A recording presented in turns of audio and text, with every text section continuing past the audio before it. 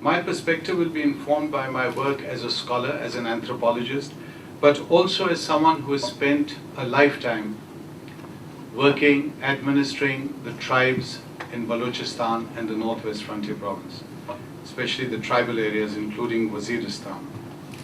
And as an anthropologist, as a tribal administrator, my view of this war of ideas will be very different to a lot of people who look at this from a global perspective, from the eagle's point of view. I'm going to look at it from the worm's point of view, the village, the tribal elder, the small sectional chief. So a very different perspective. Keep that in mind. When we look around for theories at that level of society, what are the great ideas in play? Is it nationalism? Is it religious doctrine? I really feel sometimes we tend to manufacture theories and impose them on those societies. And as an anthropologist, I would like to stick to fact, fact, and fact. So let's look at the ordinary Afghan or Pakistani villager, 80 to 90% of the people of those countries. What are they really up against?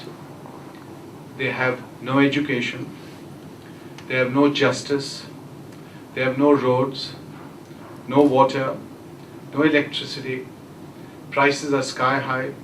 They are aware that the jobs in the country, in the region, will go to people who have connections, the minister's family, minister's connections or extended families.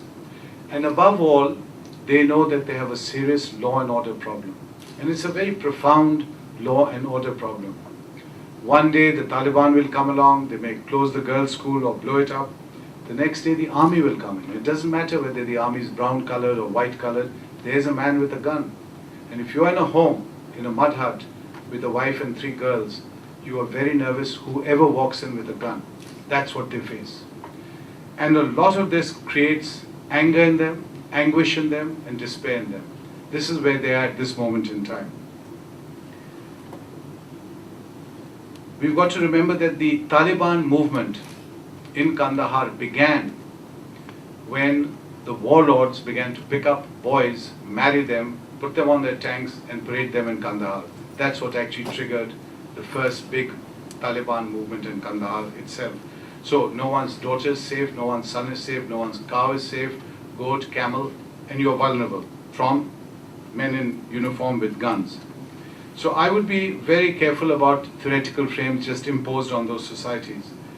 For me, this is not theory. My wife comes from Swat. Swat was a land, as you know, which is the battleground between the Taliban and the Pakistan army for the last year. She has lost 6 members of her family, close relatives, including one boy who's at school with me, junior to me, who's the Minister for Education. Now, because they come from the royal family, they took the Taliban head on, straight clash. Their grandfather, the ruler of Swat, the Wali of Swat, had created hundreds of girls' schools, which were unique in the area. His prize, the apple of his eye, was this Catholic school run by the Catholic nuns, because he had sent them all to Murray, where the Catholic nuns taught, at the Jesus and Mary convent, where Benazir Bhutto went and all these girls studied. And he had brought the Catholic nuns to start this school in Swat, deep in Pashtun territory, unique. That was the first target of the Taliban. So how do I explain what's happening in that part of the world? Is it some kind of religious revivalism or fundamentalism, terrorism? What I'm seeing is a complete collapse of law and order. What we need is to re-establish a modern structure of government, governance, law and order, justice, so the ordinary Swati has access to these. He doesn't have them right now. The 3 models that I talk about in the paper that I gave Eric are clearly demarcated. The mystic, the modernist, the literalist. To me, it's the interplay at that level of society. The mystic has been marginalized, very often the target. So anyone talking of love and compassion is in trouble. The modernist has failed. What I'm talking about is the failure of the modern state in the Muslim world. And the literalists filled the vacuum. And it wasn't always like this. Go back 50 years, the 1950s, 60s, when it seemed that the modernists would triumph in the Muslim world. That is the challenge. And look at what's happening in the Muslim world today. 10 years after 9/11, almost 10 years after 9/11, compile the statistics, perhaps 1 million dead in Iraq, millions displaced, thousands of Americans, hundreds of thousands of people killed in Afghanistan. I think the first year after 9/11, 30 or 40,000 died. Pakistan alone, which has nothing to do with 9/11, and that's what causes Pakistanis to feel very, very upset. This is a nation of 180 million people. It's nuclear. It had nothing to do with 9/11. None of the hijackers are from Pakistan. Osama bin Laden wasn't in Pakistan. Pakistan has lost 30,000 men, civilians and military, since 9/11. 30,000. That's 10 times the number America lost on 9/11. But they also have sons and daughters and families. They also grieve like us. When you prick them, they also bleed. And right now, they're mad. So what I'm seeing is the need to understand each other in terms of our humanity, common humanity. That while we grieve, they also grieve. Somehow we have to stop this grieving, start reaching out to each other as human beings. We have to shift the paradigm. And let me end this by quoting to you 3 extraordinary Americans, field commanders, authorities in their subjects. General Petraeus, Colonel David Kilcullen, and General McChrystal. And let me quote you the words they're using.